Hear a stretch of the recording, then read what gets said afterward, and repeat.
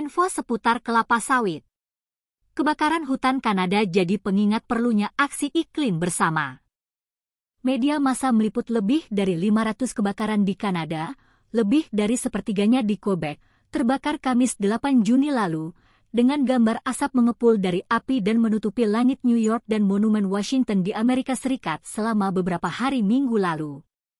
Jutaan orang menderita karena kabut asap dan udara yang sangat berasap, menutup sekolah dan taman bermain dan menyebabkan apa yang dianggap sebagai polusi udara beracun terburuk dalam sejarah AS yang tercatat baru-baru ini. Krisis dahsyat ini telah memberi dunia gambaran baru tentang bahaya kebakaran hutan.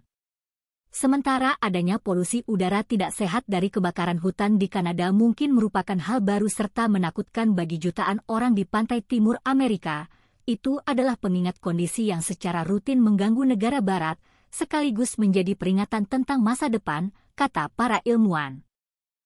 Namun sebagian besar LSM lingkungan internasional, yang biasanya berteriak ketika kabut seperti itu terjadi di negara tropis seperti Indonesia, tampaknya tidak membuat kegaduhan.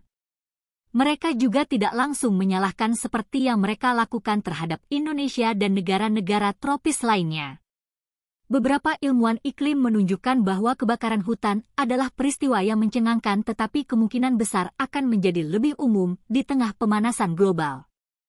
Kondisi seperti itu bukanlah hal baru, bahkan semakin sering terjadi di pantai barat Amerika. Sejak 2017, California telah mengalami 8 dari 10 kebakaran hutan terbesar dan 6 yang paling merusak. Jadi, apa masalahnya dengan kebakaran di wilayah timur? Australia juga mengalami bencana kebakaran hutan yang serupa dalam beberapa tahun terakhir, sementara Indonesia secara konsisten mengendalikan kebakaran hutannya ke tingkat minimum. Administrasi baru Brasil juga menunjukkan komitmen serupa untuk pengendalian kebakaran. Negara barat selalu terbakar, seperti halnya Kanada, tetapi yang penting sekarang adalah bahwa kita telah mengalami asap dalam jumlah besar di wilayah yang sangat padat penduduk. Begitu banyak orang yang terkena dampaknya, catat Loretta Mickley, co-leader dari grup pemodelan kimia atmosfer Universitas Harvard, dikutip dalam The Harvard Gazette. Gelombang kebakaran hutan terbaru kembali berbicara banyak tentang perlunya tindakan bersama untuk mencegah kebakaran lahan dan hutan. Menyalahkan dan memfitnah komoditas pertanian tertentu, seperti minyak kelapa sawit di wilayah tropis global selatan atas kebakaran dan kabut asap adalah kesalahan besar.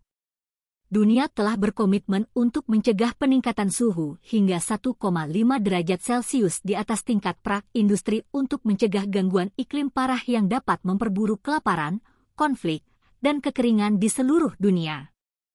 Konvensi Kerangka Kerja PBB tentang perubahan iklim mengakui Common but Differentiated Responsibilities and Respective Capabilities yang mengakui perbedaan kemampuan dan tanggung jawab yang berbeda dari masing-masing negara dalam mengatasi perubahan iklim.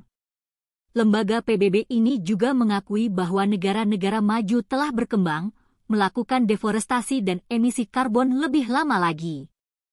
Oleh karena itu, negara-negara maju dan global utara berkomitmen untuk mencapai emisi net zero pada tahun 2050, seperti AS, Kanada, dan Uni Eropa. Sementara Global South bervariasi antara tahun 2060 dan 2070, India dan China telah berjanji untuk mencapainya pada tahun 2060, sementara India telah menetapkan target yang lebih pragmatis pada tahun 2070. Bagaimana cara mencapai emisi net zero ketika semua kesalahan diarahkan pada Global South? Krisis lingkungan dan iklim saat ini menyerukan tindakan non-diskriminatif dan tanggung jawab bersama untuk mengatasi masalah tersebut. Mengkambing hitamkan pihak tertentu tidak akan menyelesaikan masalah. Cara paling efektif adalah menyusun kerjasama global dan regional untuk mengatasi akar penyebab dan membantu mencegah terulang kembali. Kasus ini juga menjadi pengingat bahwa Indonesia dan Malaysia akan segera mengalami siklus El Nino yang dapat menyebabkan kebakaran hutan dan kabut asap lintas batas.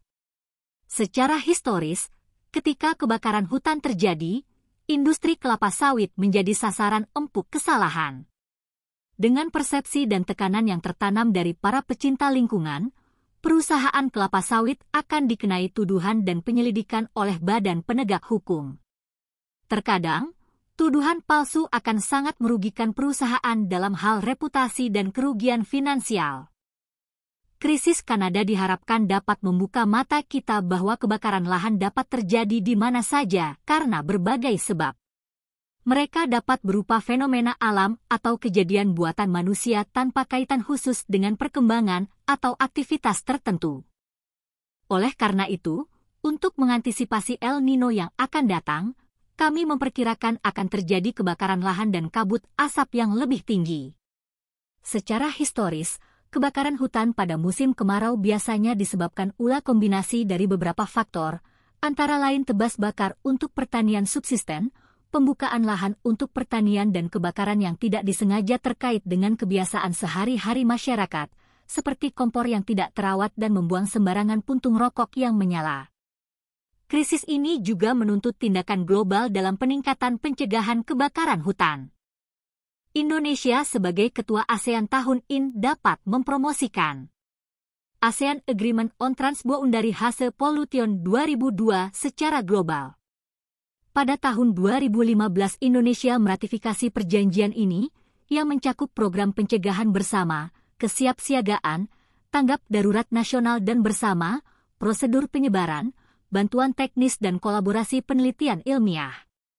Jenis kerjasama ini dapat ditingkatkan di antara negara-negara Global South untuk membentuk kerjasama yang lebih kuat untuk mencegah kebakaran dan kabut asap yang ditimpakan kepada kita.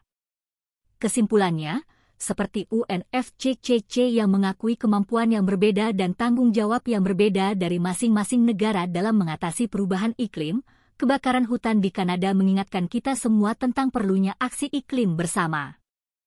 Kebakaran hutan dan kabut asap di Indonesia telah terlalu dipolitisasi dan dimanipulasi untuk menjelekkan komoditas tertentu atau menuding pihak tertentu untuk melayani kepentingan pribadi.